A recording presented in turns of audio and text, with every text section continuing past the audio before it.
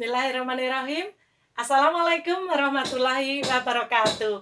Selamat pagi anak-anakku. Ketemu lagi dengan Bu Fat. Gimana kabar kalian hari ini? Semoga sehat selalu ya. Dan harus tetap semangat walaupun belajar dari rumah. Anak-anakku, marilah sebelum kita melanjutkan pembelajaran, kita berdoa dulu menurut agama kita masing-masing. Berdoa, mulai.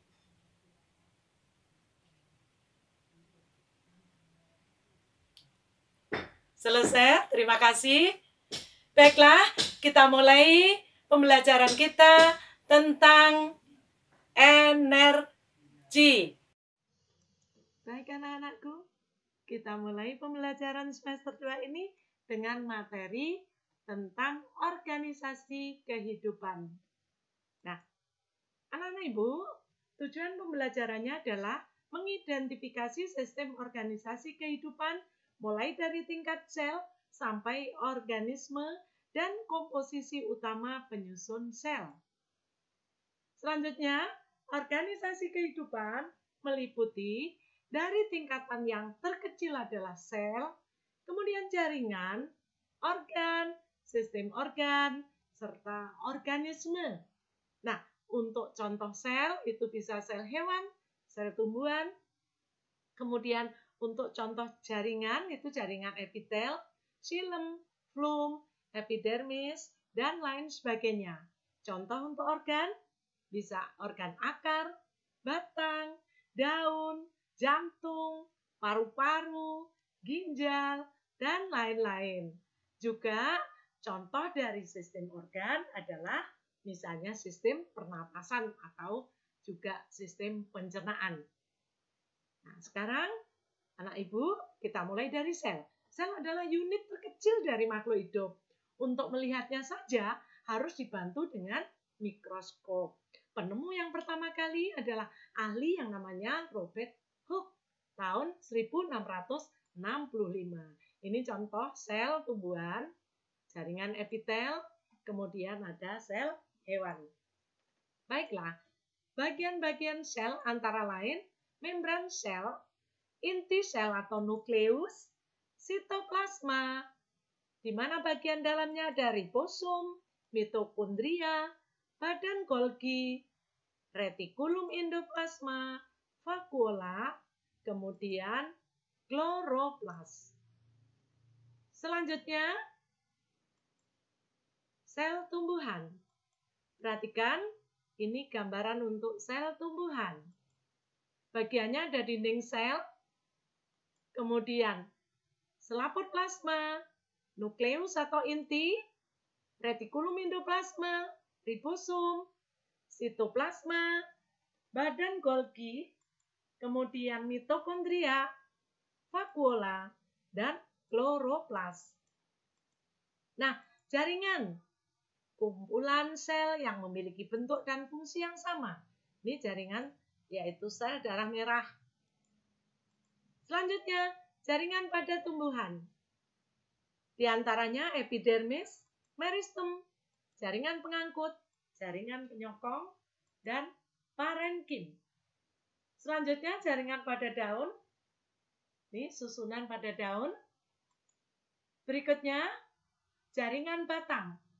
Ini contoh adalah batang monokotil. Ada epidermis, kortek, endodermis, perisikel, pit, xilem, flum, dan juga root hairs atau di sini ada yang terluar. Baiklah anakku, jaringan pada hewan. Selanjutnya ada epitel, ada otot, ada saraf, jaringan ikat, dan jaringan penyokong. Berikutnya jaringan epitel, jaringan yang melapisi permukaan dalam dan luar tubuh atau organ. Bentuknya pipih, kubus, kemudian silinder. Nih, perhatikan anak-anakku gambarnya. Selanjutnya jaringan otot. Tersusun atas sel-sel otot yang lentur, yaitu meliputi otot lurik, kemudian otot polos, dan otot jantung. Selanjutnya jaringan saraf. Tersusun atas sel-sel saraf. Ini ada dendrit, badan sel, akson, myelin, sinapsis. Nah, gambaran lengkapnya jaringan saraf yang ada di tubuh kita itu seperti ini. Berikutnya, jaringan ikat yang menghubungkan bagian tubuh dengan bagian tubuh yang lain. Contohnya ligamen dan tendon atau di sini daging. Jaringan penyokong memberi bentuk tubuh, melindungi tubuh dan menguatkan tubuh. Terdiri dari tulang rawan dan tulang keras. Ini contoh dari tulang keras, kemudian ini ada tulang rawan.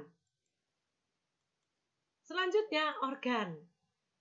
Apa itu organ? Kumpulan dari beberapa jaringan untuk melaksanakan fungsi tertentu. Organ pada tumbuhan misalnya akar, batang, daun, bunga, dan buah. Organ pada hewan misalnya jantung, paru-paru, usus, seperti itu ya anakku. Ini perhatikan gambarnya. Ini adalah contoh dari organ pada tumbuhan. Kemudian ini adalah organ pada hewan dan manusia. Nah, anak-anakku, kita masuk pada sistem organ, yaitu kerjasama berbagai sistem organ untuk mendukung satu fungsi di dalam tubuh. Contohnya adalah sistem pernapasan, sistem pencernaan, dan juga sistem peredaran darah. Ini kalian perhatikan gambarnya. Nah, Ibu carikan contoh pernapasan, pencernaan, kemudian transportasi atau peredaran darah. Nah, berikutnya organisme. Ini ada contoh organisme. Seorang anak atau seorang manusia, itu contoh organisme. Ini ada seekor hewan. Nah, itu juga contoh dari organisme. Baiklah anak-anakku, dari apa yang sudah Ibu sampaikan, kita buat ringkasan materi kita atau rangkuman. Di antaranya, sistem organisasi kehidupan adalah urutan pada sistem kehidupan yang meliputi sel, jaringan, organ, sistem organ, dan organisme. Sel itu apa? Sel adalah satuan kehidupan terkecil dari suatu makhluk hidup. Setiap sel memiliki organel-organel yang mampu menjalankan fungsinya untuk hidup. Di antaranya ada ribosom, mitokondria, badan Golgi, dan lain sebagainya. Nah, sel itu ada dua macam, sel prokariotik dan sel eukariotik. Nah, ini perhatikan anakku, gambaran untuk sel hewan dan sel tumbuhan. Nah, di sini nampak sekali perbedaannya. Kalau sel tumbuhan itu adalah ada kloroplas untuk berfotosintesis. Baiklah anak-anakku, demikian pembelajaran kita hari ini. Semoga menyenangkan apa yang sudah Ibu sampaikan.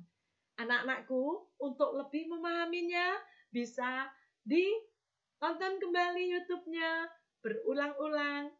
Ingat channelnya di SMP Patra Dharma 2. Nah, ingat, tugas kalian sudah Ibu persiapkan di Google Classroom.